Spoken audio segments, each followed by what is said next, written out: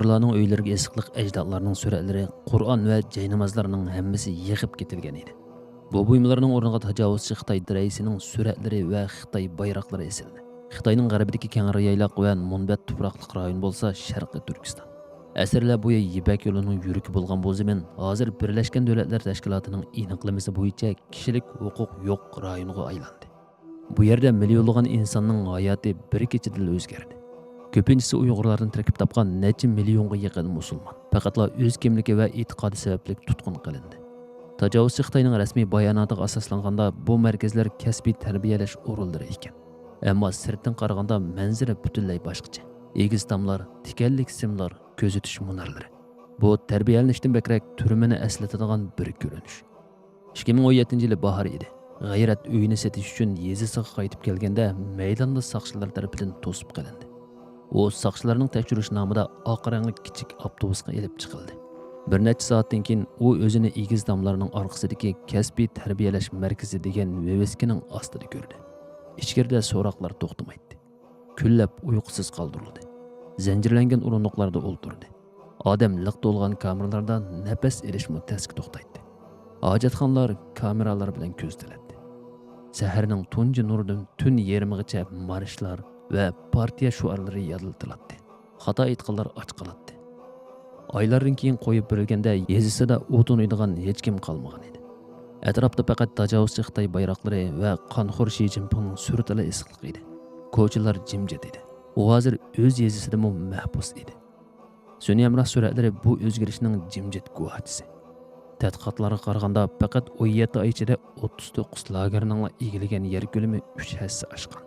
Beton tomlarning orqasida hozir 1 million kvadrat metrdan ortiq qurilish bor. Ya'ni taxminan 140 futbol maydonining cho'ngligida. Ba'zi hisoblashlar texmi qo'rqinchli. Sharqiy Turkistonda 1200 lager bo'lishi mumkin deb qaralmoqda. Ya'ni har bir yezi baza, har bir nahiyada degudek lager bor. Bu ahvol Xitoy tajovuzchilarining qirg'inchilik planini naqadar keng va tashkillik elib berayotganligini ko'rsatadi. Yerlik hukumatlar e'lon qilgan atalmish bexatarlik nomida hech qanday qarg'u nuqta qoldirilmay o'rnatilgan kamera torlari, ko'zitish munarlari, do'qmish-do'qmishda to'liq qurollangan askarlar. Bu ko'zitish sistemlarining orqasi 2019 maxfiy Xitoy hujjatlari bilan oshkorlangan bo'lib, intayin hayron qolarlik edi. Bu hujjatlarda oshkorlanishicha telefon signallari, uylardagi tok soatlari, kimlik tekshirishlari hammasi birla g'oyat zo'r kompyuter sistemaga yig'iladi. Bu sistema xatarlik deb qaragan kishilarni tizimlikka elib, yezimi-yeza, mahalla bo'yicha kimning tutqun qilinganligini belgilaydi. Yana hozir faqat soqchilar emas, mashinalarmi insonlarning taqdirini belgilayotadi. Duo qilamsan, namoz o'qimsan, chet elda tuqqaning bormi? Bu savollarning javoblar bir knopkani bosish orqali insonlarni tomlarning orqasiga avatishga yetarlik edi. Turpandagi bir lagerning bergan guvohligida tutqunlarning telefon suhbatlarini naq maydondan anglash va zarur topilganda uzib qo'yish uchun alohida bir sistema talab qilingan. Bu tamoman mutlaq ko'zitish deganlik edi. Shundaqla Qashqardagi bir lager uchun ajratilgan xamchot 45,6 million dollar. Bu Beyjingning bu turlarga qanchalik g'oyat zo'r mablag' selayotganligini ochiq oshkor ko'rsatib berdi. Bu hujjatlar ma'lum vaqtdan keyin butun o'chirilib tashlandi. Qonun tadqiqotchisi Shaonzi 2017-yildan boshlab Xitoy hukumatining lagerlarni qurish uchun yangi xaridor chaqirish e'lonlarini e'lon qilmayotganligini, koni e'lonlarni internetdan o'chirayotganligini bayqadi. Shuning bilan lagerlarning izini tepish mumkin bo'lmaydigan holga kelib qoldi. Yana bir tarafdan sun'iy hamroh suratlaridan tortilgan suratlari haqiqatni oshkorlashni davomlashtirmoqda. Davanchingda yangidan qad ko'targan g'oyat zo'r bir o'rin bor. Bu yer 2017-yili qop-quruq bir yer edi. Bugun bo'lsa egiz damlar va ko'zitish munarlari bilan qo'rshalgan. Hali ham kengayotgan g'oyat zo'r bir qurilishga aylandi. Ko'rlardagi yana bir lager 17 oy ichida 114 ming kvadrat kilometrga yetgan bo'lib, qurilishlar to'xtamay kengayotgan. Biz bilimizki haqiqiy hikoya tomlarining ichida. Lagerlarda kun saharning tunji nuri bilan boshlanib, tun yarmidan ko'p o'tgan soatlarda oxirlashadi. Soatlar bo'yi kommunistik partiya marishlari, qonun tekstlari, siyosiy nutqlari yodlatildi. Xato aytganning tamog'i kesiladi. Kishilar diniy e'tiqodidan voz kechishga, oilasi va qo'shnilarini pash qilishga majburlanadi. Sharqiy Turkistondagi masjidlar hozir Xitoy bayroqlari va kishilarni partiyani so'y, vatanni so'y deganga undaydigan lozunglar bilan bezilgan. Juma namozlarida masjidlar degudek butunlay bo'sh. ishiklarida hozir Xitoy bayroqlari lapildaydi. Tajovuzchi Xitoy hukumatı ko'p sonli Xitoylarni bu rayonga yo'tkab, milliy tamponglikni o'zgartirishga urinmoqda. O'ziga tava bo'lmaganni o'ziga tava qilishga tirishmoqda.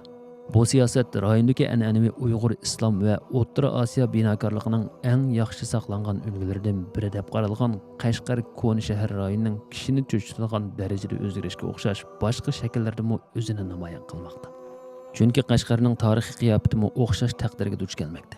Ko'ni mahallalar chiqilib, ularning o'rniga Xitoy sayohatchilar uchun qovoqxona va restoranlar ochilmoqda. Masjidlar usulxonaga o'zgartirilmoqda. Bu o'zgarish faqat binokorlikni emas, balki rayonning kimligini qaytadan shakllantirishni maqsad qiladi. Bu Beijingning rayondagi nupus tampongligini Xitoy nupusiga foydali qilib o'zgarish siyosatining bir qismi. Uning ustiga yuzlagan yezining ismi o'zgartirildi. Ismida sulton yoki xo'ja degan so'zlar bor yezlarning ismi o'chirildi. Ularning o'rniga inoqlik, baxit, xotirjamlik deganga o'xshash partiya orzu qilgan so'zlar qo'yildi. Aslimlar tashlardan emas, balki hatto ko'cha taxtlardan o'chirilib o'tadi. Tadqiqotchilar 2018-yil Sharq Turkistonga borganda aeroplandan tushishi bilan saqchilarning kuzatish ostida qoldi. Lagerlarga boradigan yo'llar to'saqlar bilan to'sildi. Musulmonlar faqat o'zlarining milliy va diniy kimligi sababli davlat dushmani deb e'lon qilinmoqda. Bu yilning 5-ida irqiy qirg'inchilikqa qarshi turish xatiga imzo qo'ygan Amerikalik Kengash palata a'zosi Marko Rubio Sharqi Turkistondagi musulmonlarga qaratilgan bu harakatni bugungi dunyoda bir millatga qaratilgan eng cho'ng kollektiv qamoq jazosi deb tasvirlagan edi. Tajovuzchi Xitoy g'arb qilolmaganini biz qildik deb atalmish radikallikning oldini olganligini ilgari surmoqda. Saqchi avtomobillari boshlariga qora xalta kiydirilgan kishilarni elib ketyapti. Tutqun qilinganlarning ko'pinchisi qaytib kelmaydi. Ko'chalarda yosh erlar nihoyat oz. Bu tuzum faqat bugunni emas, atining aslamasini nishon qilmoqda. Uning asosli maqsadi shu. Sharqiy Turkiston asrlar bo'yi madaniyatlarini bir-biriga tutashtirgan Yipak yo'lining tuguni. Bugun bo'lsa dunyoviy kishilik huquq munoziralarining eng qorong'u sahnasi. Cho'lning o'rtasida qad ko'targan beton tomlar amaliyotda shaxslarning qamashni emas, bir butun xalqning madaniyati, e'tiqodi, tili va kelgusini kontrol qilishni maqsad qiladi. Ya'ni tarixning qorong'u bo'ling puchqoqlarga yana haqiqatlar so'lnayotdi. Qashqardagi bir tajovuzchi Xitoyning aytgandek, bir Uyg'urga berib yuziga bir qacha sadolaysan. U javob qaytarishga jur'at qila olmaydi. Yana bir 2 yil tinch o'tar. Ammo keyinchi besim qancha ig'ir bo'lsa, qarshilikmi shuncha kaskin bo'ladi. Sharqi Turkistonda ota-ona urug' tuqqanlarimiz ustidan irqiy qirg'inchilik elib berilyapti. Bularni unutmang.